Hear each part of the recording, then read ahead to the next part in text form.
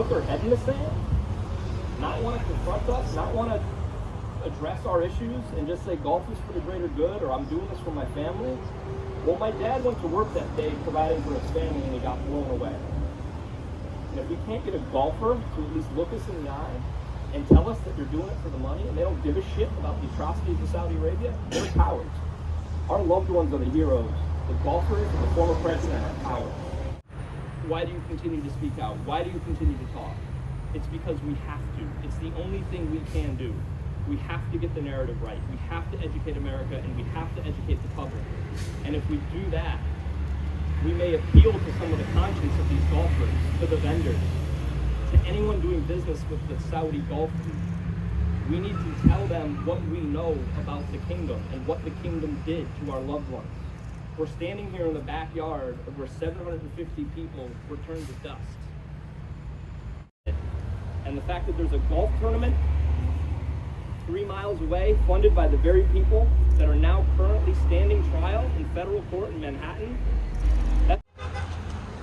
We wrote a letter to the president, the former president, last week. We outlined all the reasons why we're outraged. We called him out for when in 2016 he himself proclaimed accurately that the Saudis were behind 9/11. It wasn't the Iraqis, it was the Saudis.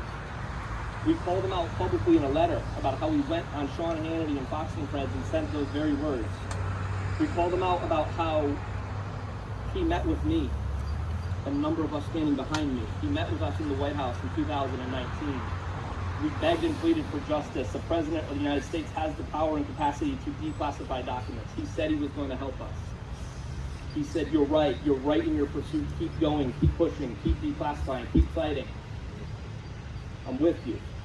Less than 24 hours later, his Attorney General, Bill Barr, invoked what's known as the state secrets principle against us. It is those documents which we now have. Those documents which took a presidential order from Biden to unwind the state secrets principle. We put this all in a letter to him.